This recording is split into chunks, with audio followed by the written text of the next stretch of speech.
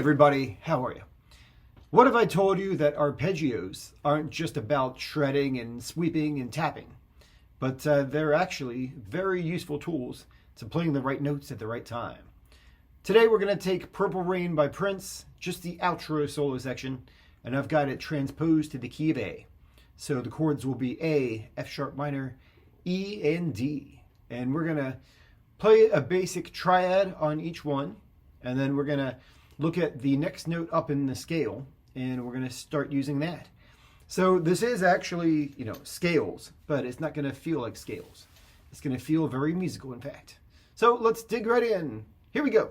So what we're going to do today is, of course, take the Purple Rain progression of A major, F sharp minor, E major, and D major. And of course, that's the outro guitar solo section that we're doing.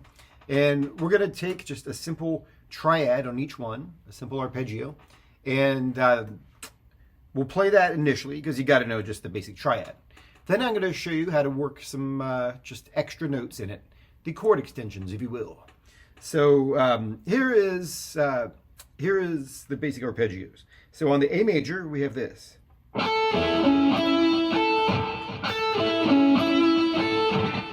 on the F sharp minor. On the E major. And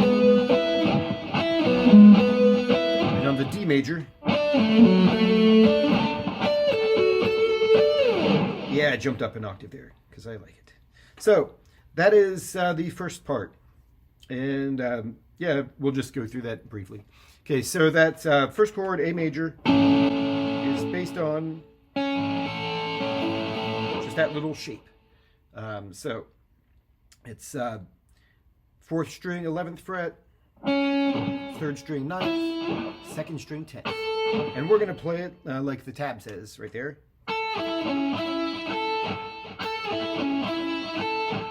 Okay, then the F sharp minor is pretty easy. 4th string, 7th fret, 3rd string, 6th, 2nd string, 7th fret. So same pattern. So okay, then the next two patterns are just E major to D major, and the bare triad is the exact same thing as you played on the A, so that's pretty easy. So it's this. And then same thing on D, just left 2 frets. So hopefully that all makes sense. Here it is again.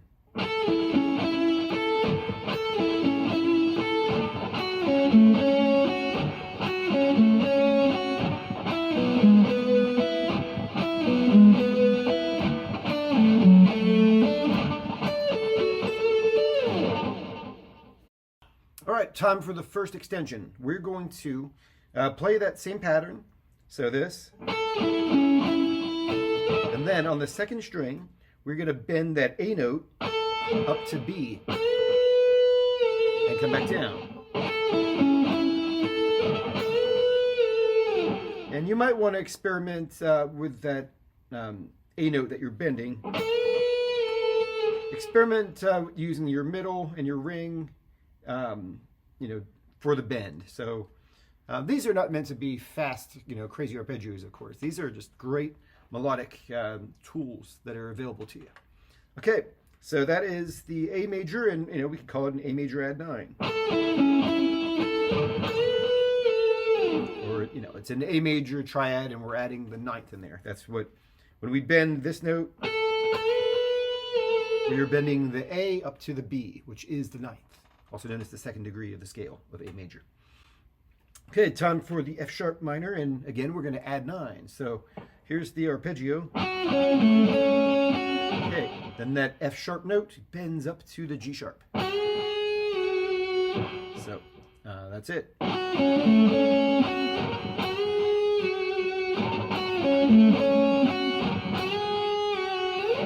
Okay, it is time for the E major. So it's actually literally the same thing as the A major you did. So just down, lower in the neck, of course. So here it is.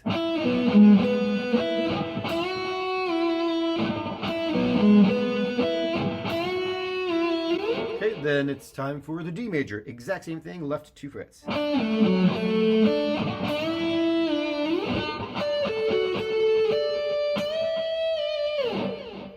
So that is the first pattern we're going to do. And we got 2 more to do here. So that was using, we were taking the note on the 2nd string of these 3 notes in the triad, and we were going up to the next highest note in the scale. So A obviously went up to B, and F sharp went up to G sharp. On the E chord, we went from E, bent up to F sharp, and back down. And then on the D major, we went from D up to E. Okay, so now it's time to, let's play the triad. We're going to look at the 3rd string now. So this is always going to be the 5th of the chord in this, today, in these voicings that we're choosing. So the 5th of an A major is E, A, B, C sharp, D, E. So, okay, so here we are on an E, but not playing it yet. We're going to bend that E up to F sharp. This is the 6th. So let's do it.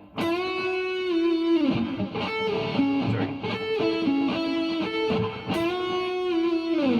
Okay, so time for the F sharp minor. We're going to bend, we'll play the triad first. Here you go. Okay, so C sharp is the note that we're going to be bending. It's the 5th. So F sharp, G sharp, A, B, C sharp. That C sharp note, we're going to bend just a half step up to D. Because D is the next note in the scale after C sharp. So this is just a half step. So you could do variations if you like. They sound pretty cool. Okay, time for the E major. So, and here we are on the 3rd string. That 5th is B. So we're bending B up to C sharp. Again, B is the 5th, so E, F sharp, G sharp, A, B. Bend up to C sharp. Okay, then we're up to the D, and let's just do it up here because it's cool. Did I say the B or the D?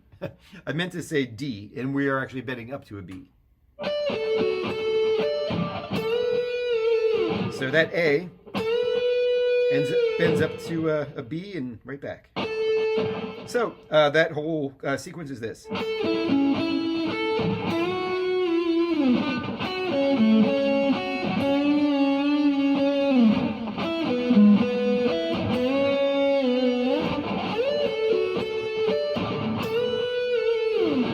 And I consider this playing scales. It's just musical ways of doing it. Not everything has to be, well, there's the volume. Not everything has to just be, kind of boringly going up and down. You can do, and you should do, cool melodic passages and fragments. Okay, so the next one is, we're going to now, as you're kind of catching on, we're taking each note of the triad and we're going to the right, in this case, of a note higher in the scale. So, there's our chord. So now we're looking at the 4th string, and that's on the A major chord. That's a C sharp note. And we're gonna, you can either slide it or bend it, whatever you want to do. On the tabs, I have it just as a slide.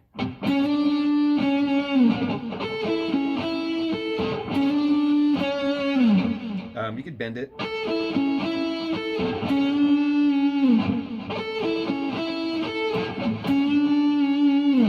So, like that.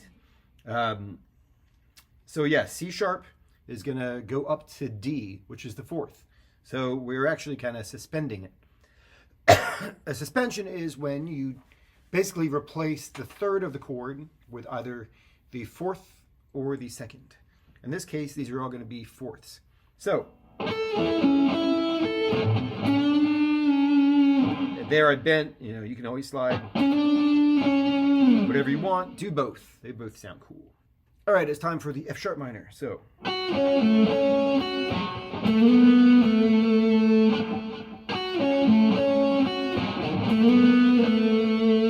basically on that 4th string, it's an A note, and all these are going to now be the 3rd of the chord. So F sharp, G sharp, A. So right there is our A note. And we're taking that A and we're sliding up to B and then back again to A. Okay, time for the E. So that G sharp note, that is the major third of an E major chord, and we are just suspending it by going up to the A note. So that is it for the E major. Time for the D. Oh yeah, so the D is cool because I love that sound. That is a Lydian one. So I'm going to be making a video soon, actually several videos on modes that will explain this better. But that F sharp note, what's the next note in the key of A? What's the next note after F sharp? F sharp, it's G sharp, not G.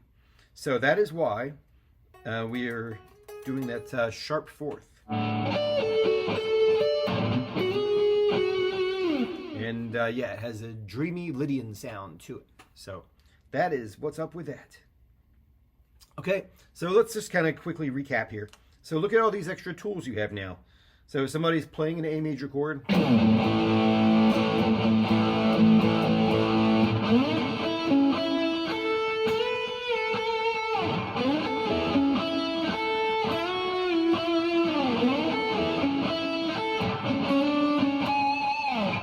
You have all those.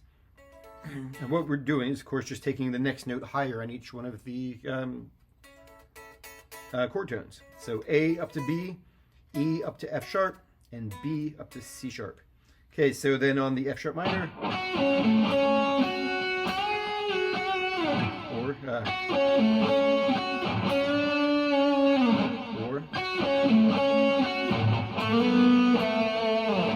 okay, time for the E.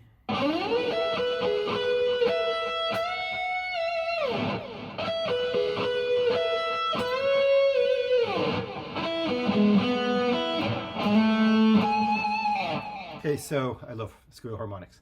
That is now, the E bends up to F sharp, the B bends up to C sharp, and the G sharp goes up to A. Slide it, bend it, I don't care. Do both. I do care, actually. I want you to care as well. Okay, then on the D, here we go. And then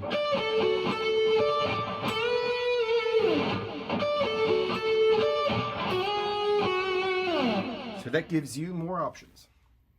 Okay, so that should give you some stuff to work on. And what you should be doing is, start incorporating these in your playing. Try them in other keys. Maybe try other songs that you like to jam around with.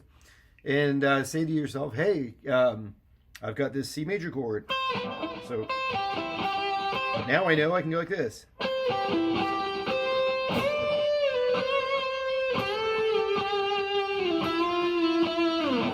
Look at all the surrounding, in this case, upper neighboring notes of the chord tones and use those. They're going to sound great. So yeah, these are all based in first inversion, actually, which means that the third of the chord is the lowest. So on that A major chord, of course, C sharp is the lowest. On the F sharp minor, A is the root note. Well, A is the third, but we're putting it as the bass note, I should say. And on the E major, G sharp is the lowest note, and on the D major, F sharp is. So what you should start doing too, and I'll do this in some other videos, is think of the other inversions. So like on the A major, we did this one. Look at this one. Say, hey.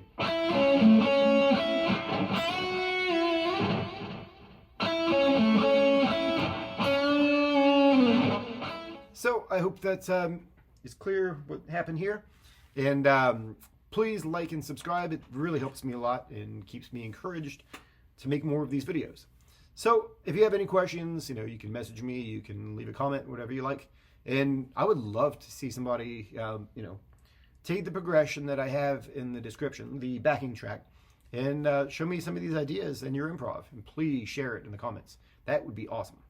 So that's all I got for today. So thank you very much. Bye-bye.